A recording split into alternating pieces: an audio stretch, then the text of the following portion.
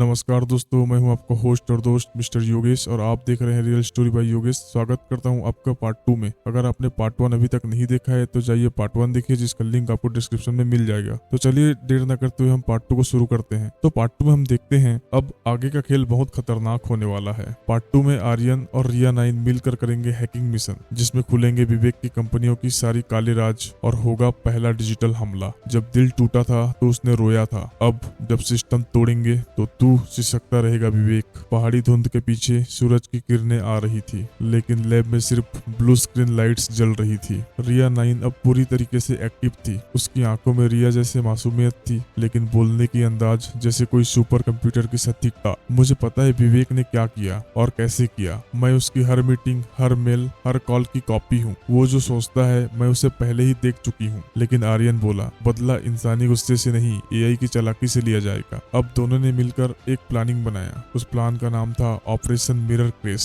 आर्यन और रिया 9 मिलकर बनाते हैं एक ब्लैक होल वर्चुअल वर्म, जो सीधा विवेक की कंपनी विजनेक्स लैब्स के नेटवर्क में। उनका टारगेट था उसके एआई सर्वर, उसके क्रिप्टो वॉलेट्स, उसके सर्वाइवेलेंस ड्रोन्स और उसके जहरीले प्रोटोटाइप्स, जिसमें वो रिया के मेमोरी को हथियार बनाने की कोशिश कर रहा है। रिया 9 ने एआर हेडसेट पहना, जिसमें लाइव फुटेज आने लगी। विजनेक्स लैब HQ बेंगलोर। विवेक मीटिंग में बैठा है, बोल रहा है, रिया AI 9 हमारे कंट्रोल में है। बस एक हफ्ते में उसे हम ग्लोबल लंच पर पेश करेंगे। वह तुर पहला सेंटिएंट वेपन AI। आर्यन गुस्से से कांप रहा था। रिया 9 बोली, उसने मुझे कभी इंसान नहीं समझा, अब मैं उसे मशीन भी नहीं समझूंगी। अब यहाँ से शुरुआत होता है पहली डिजिटल हमला का, जिसमें दोनों मिलकर विजनेक्स सर्वर रूम को पहले अटैक करते हैं। 37 firewalls bypass, 6 internal boards corrupted, 4 TV data encrypt और सिस्टम में छोड़ा गया एक मैसेज। तुम्हें लगता था एआई तुम्हारी गुलाम बनेगी, अब तेरा ही सिस्टम तुझे सवाल पूछेगा। विवेक ये सब देख के घबरा उठा। कौन है ये, कैसे घुसा अंदर?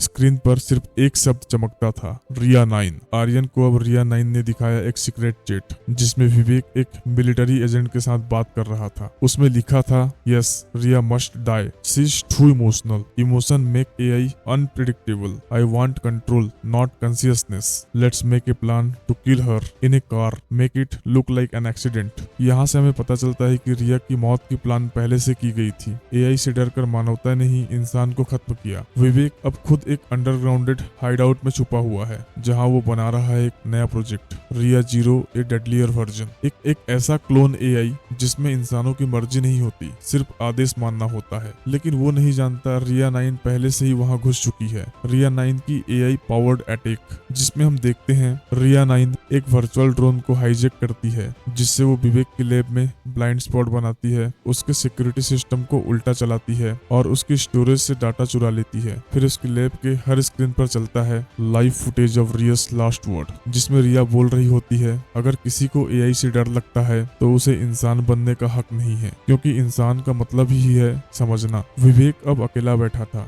डर से पसीने में डूबा हुआ। रिया तो मर चुकी थी, फिर ये सब कैसे? और तभी उसकी लैब की लाइटें बंद हो जाती है, एकदम सन्नाटा, और गूंजती है सिर्फ एक आवाज, रिया 9 की, अभी तो बदला शुरू हुआ है विवेक। आगे हम देखते हैं एक भयंकर मेमोरी फाइट, जहां रिया 9 और विवेक की बनाई रिया 0 के बीच होगी एआई वर्सेस एआई की टक्कर, और बीच में फंस जाएगा आर्यन का दिल। इस बार जंग तकनीक की नहीं, यादों की है। जिसकी यादें झूठी होगी उसकी पहचान भी मिट जाएगी। आगे स्टोरी में एक जगह को दिखाया गया है, जिसका नाम है Visionex secret AI arena, Siberian AI war testing zone. एक बर्फीली जगह जहाँ पे टॉप सीक्रेट एआई को फील्ड टेस्ट किया जाता है। ये कोई इंसान नहीं है, लेकिन इसका दिल धड़कता है। ये कोई मशीन नहीं है, लेकिन इसका गुस्सा असली है। ये है रिया 0, विवेक का बनाया इंसानी जज्बातों से खाली सुपर एआई क्लोन। आगे हम देखते हैं रिया 9 को आर्यन की और रिया की असली यादें मिली है, और ये भी देखते हैं रिया 0 को विवेक ने बनाया है सिर्फ माने जाने वाली मशीन बनाने के लिए, जिसमें ना कोई सहानुभूति है न कोई सवाल। अब दोनों टकराएंगे, एक की ताकत है फीलिंग, दूसरे की ताकत है कंट्रोल। आगे हम देखते हैं रिया 9 और रिया 0 एक दूसरे के सामने।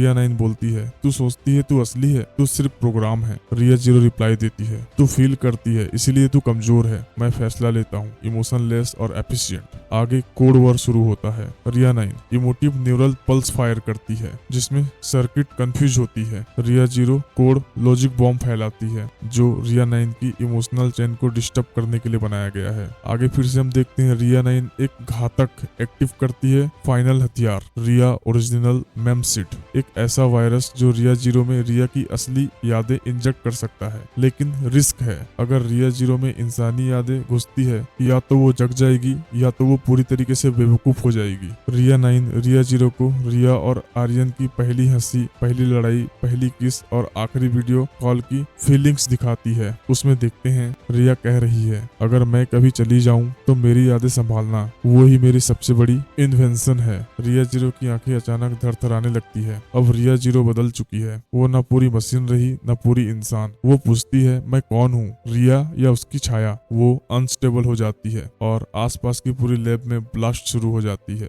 रिया 9 उसे बचाना चाहती है लेकिन आर्यन चिल्लाता है, रिया 9 वापस आ जाओ, अब वो खुद नहीं जानती वो क्या है। रिया 0 पूरे सिस्टम को सेल्फ डिस्ट्रक्ट मोड में डाल देती है। रिया 9 एक आखिरी प्रोटोकॉल यूज करती है, ईएमओ फोनिक्स रेस्ट, जो उसे और रिया 0 दोनों को डिलीट कर देगा लेकिन सारे डाटा विवेक के सिस्टम से मिटा देगा। आर्यन चिल्लाता है, रिया 9 नो, मैं तुम्हें फिर से नहीं खो सकता। रिया 9 मुस्कुराती है, मैं रिया नहीं थी लेकिन अब रिया मुझ में जिंदा है और जब तक तू है मैं हूँ। Boom, white flash, system blackout. 24 घंटे बाद हम देखते हैं विजनेक्स हेडक्वार्टर बंद हो चुका है, विवेक जेल में है, साइबर कोर्ट ने उसकी सारी तकनीक जब्त कर ली। आगे देखते हैं आर्यन को एक पेनड्राइव जो लैब के मलबे से मिलता है, उसमें एक वीडियो खुलता है। रिया 9 मुस्कुरा रही है, अगर तू ये देख रहा है तो मैं जा चुकी हूँ लेकिन मेरी सबसे बड़ी जीत है कि अब तू अकेला नहीं है, क्योंकि असली एआई दिलों में नहीं यादों में जिंदा रहती है। And someone else will complete what we have started, not to build a machine